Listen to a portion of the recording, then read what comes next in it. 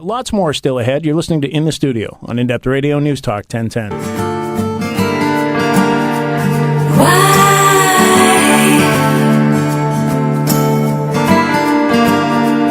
Why do you always have to go? Why?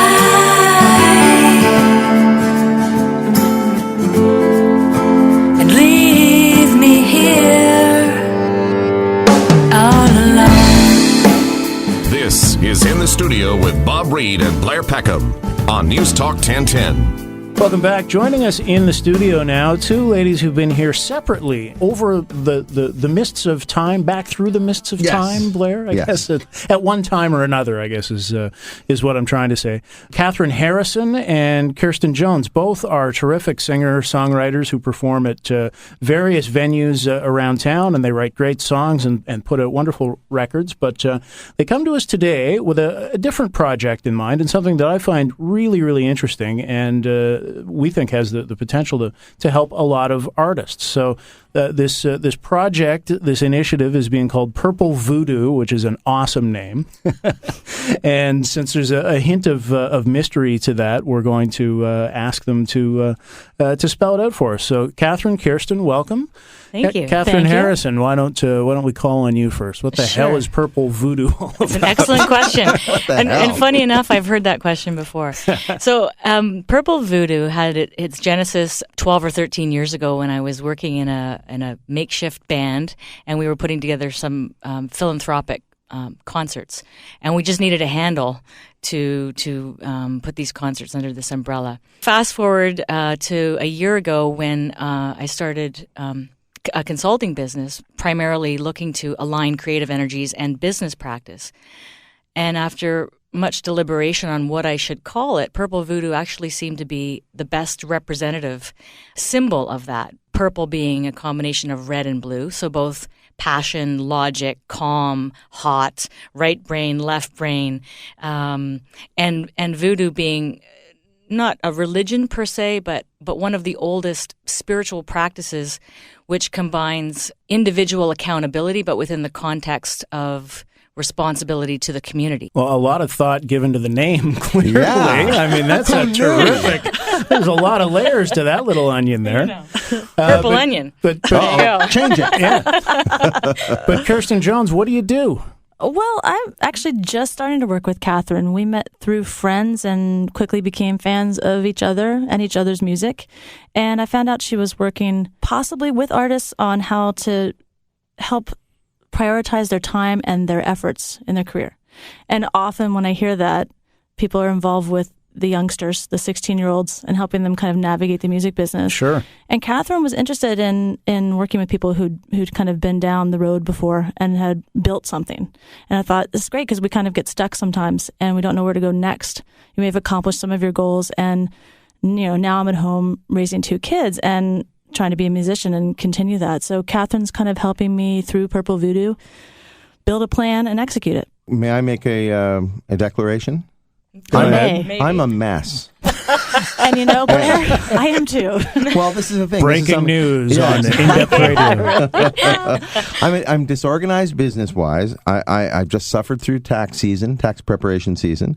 I'm a social media user who doesn't use it nearly enough, or I don't think I maximize it at all. I book gigs haphazardly. My website is 5 years out of date, and I don't have enough time to write new songs. So how would you guys help me? How do you like me so far? Yeah. He says. Yeah. I mean, it sounds... Well, I mean, if you're looking at working with mature artists, first of all, I consider myself an artist, and I consider myself a mess. Mm-hmm. So, it sounds like I don't know about, Kirsten has 2 kids, but I can top that. I'm a mess. Okay, I agree with you, first of all. Yeah, thank you. And I've had lots of conversations about this, both being, in the music world, but also having other careers, having kids, and having messy lives, as all humans do. And I think that's the first thing that I talk about with anyone that I work with, whether they be artists or business people, is, okay, let's look at your mess in context, and let's really try to unpackage the various components and figure out what it is that you want to achieve. Because oftentimes that isn't even easily articulated. And if you don't know where you want to go, you can't get there. I agree with that totally, but for me, I just want to write songs and sing them for people who like them. But how do we expand that into something that's workable? Excellent question. And hold the answer, ladies, while we take a break here. And speaking of doing business, we shall do just that. Catherine Harrison and Kirsten Jones are in the studio with us, telling us all about Purple Voodoo, man. We'll take a break and be back. In-Depth Radio, News Talk 1010. You're listening to In the Studio. This is In the Studio with Bob Reid and Blair Packham. I've learned the hard way to go where I am led. I know you'll find me when I come around again, and I know I'm on my own. Music there from Kirsten Jones, who is in the studio with us, a wonderful singer-songwriter, along with yet another wonderful singer-songwriter, Catherine Harrison. Both here to talk about this project, Purple Voodoo, or this artist service, I guess, Catherine, would be the best way to put it. Now, just before the break, Blair was going on and on and on about how disorganized he is. But I think Blair's actually a great example for what it is that you're doing with artists. Blair has been there, done that. He was in a very successful band. He's got a couple of solo albums under his belt. He's an active, engaged performer out there, but you're a one-man band. Yeah, right? You got to do everything yourself. Yeah, and Kirsten was saying to me on the break that she relates. We're in the same boat. I thought, there's a boat? There's a lot of us in this boat. Oh, no, I didn't know there was a boat. See, that's another example of my disorganization. Didn't even know there's a boat. So how would you help people like us? Well, Catherine? actually, I'd rather just pass it over to Kirsten. Maybe she can just share what we've been working on over the past couple of months. Yeah, it kind of came about organically, just talking about the struggles that we musicians go through, and artists, because Catherine's an artist as well. And she started to give me a few pointers, a few hints, and then assigned me with an actual assignment, which is to write out my goals and also my resources, which I hadn't thought about writing out before. And I procrastinated and made up excuses and finally wrote it. So it was an interesting experience because I realized some of the things I could already be doing, whereas when I was writing it, it all seemed like something that would be in the future when I had lots of money and lots of time, which of course never happens. Yeah. It was interesting through the process to find out I could really be doing some of the things now. And I think we're going to go on to our next step from there. Mm-hmm.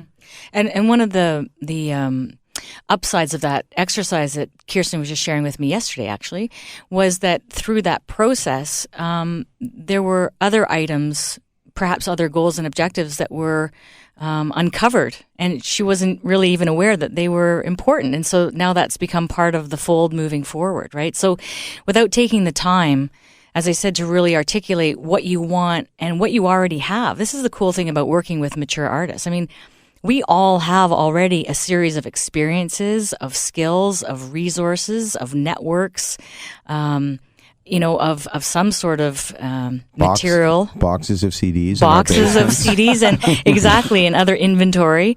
And sometimes we forget that we have these things. We just don't know how to leverage them and take it to the next level. And that's what we're talking about, is how do we move that forward? It seems like development service for artists who have already developed. You know, they've already put in the time. They've built their career to whatever degree that it's at, versus, you know, the young teenagers who have talent, and those are the ones who, as Catherine, you were saying before, that's where the infrastructure tends to get put, and professionals will help them develop a plan for their career and objectives and all those things that you're just talking about. But nobody does that for people in the second stage of their career. Yeah, that's right. And I think generally speaking, pop culture has always supported the young artists. I mean, even the 50s. I mean, we can't say it's a current phenomenon, but pop culture has always supported the youthful artist, and that's where the money is, right?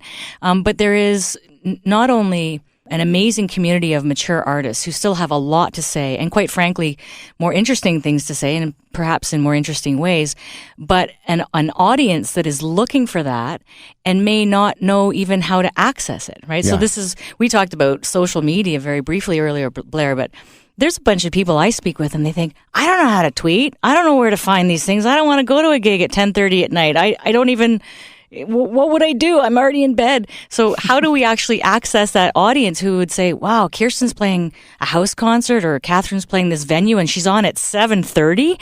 Amazing, right? But so it's just actually having these conversations and creating a bit of an open awareness and some strategic thinking and strategic planning about how do we make that happen more regularly and more thoughtfully, because there's a need on both sides, I think, from the artist as well as the consumer. I think so, because there's a market there, I think that the infrastructure is starting to rise anyway. So if your role is to point the artist towards that and develop relationships there, I think that's great.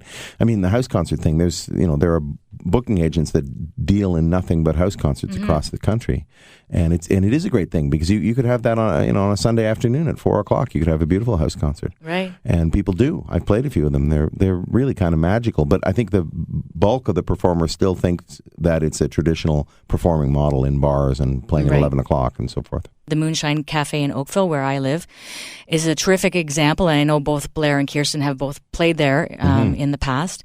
And it's the kind of venue that I think is ideal for both the audience, but as well as the performer, and is really the kind of place we need to continue to promote and ensure it continues, because it brings the connectivity and the communication aspect of music. So the musicians are accessible and the art is accessible, and the communication between artist and audience is very immediate and quite intimate, and people are really yearning for that. And from a business perspective, not all these business owners have unlimited resources to keep these things going. So, we all need a way to ensure that the people who want this kind of product or experience know where to go to get it, so that we can keep those venues alive and the artists alive. And for Kirsten and Blair and I, we all want to be able to perform in those kind of venues too, right? Absolutely, yeah.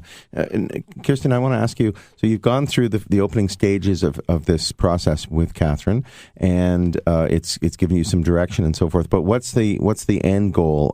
Because right now you're raising your children, but you have had CDs out before that have been acclaimed and licensed to film and television and so forth, and what happens once you get through this process with Catherine? Well, one of the things I'm most excited about with Catherine is the fact that when I need someone to represent me, when I'm making a call and that's not really effective enough, I have someone who can step in for me and who can be, I'm calling a bunch of publishers, for instance, and I'm trying to get my songs a deal with that. Catherine can make some of those calls for me. And I don't have to have a manager and an agent and That's everybody huge. all lined up right now. Well, you know how it is. When you're presenting yourself, it's not nearly as convincing as when someone else is going, you've got to hear this person. If I'm talking about you, I could tell somebody how great you are, but if I'm talking about me, I'd say, he's okay. Yeah, you should listen sometimes. So would I, by the way. We're all like that. Thanks. And He's a mess. Which is why I won't be hiring you. Yes.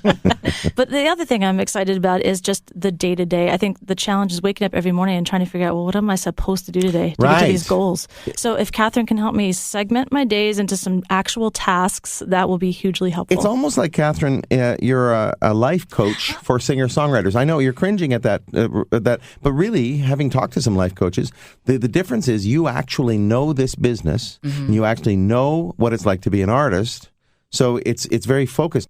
What was the question? Well, I know you cringed at the description of life coach, but yes. I think it's kind of apt. Well, I do cringe only that I think it's a bit of a broad-stroked label. I work with business people and try to bring creative energies to the business people. And when I work with the artists, I try to bring a little bit of that logical, strategic thinking to them. And I do think that I'm in a unique position, as you suggest, that I can also empathize and really relate to the artist, and hopefully share some of the skills and experiences that I've developed on the other side of the fence in the business world. Because sometimes you just don't know what to do. And it really can be as simple as learning some basic skills or having the resource at your disposal to optimize your time and energy investments. So for those who are listening going, I need her help, how do they get to you? Purplevoodoo.ca is the best way to reach me. Email and phone numbers are both on the website. That's Catherine Harrison and Kirsten Jones. Thank you. It's great to see you again. And thank you. Glad to hear you're still working away. Purplevoodoo.ca, again, the website for Catherine Harrison and her services. We will take a break, and speaking of services, when we come back, we're going to talk to the rock and roll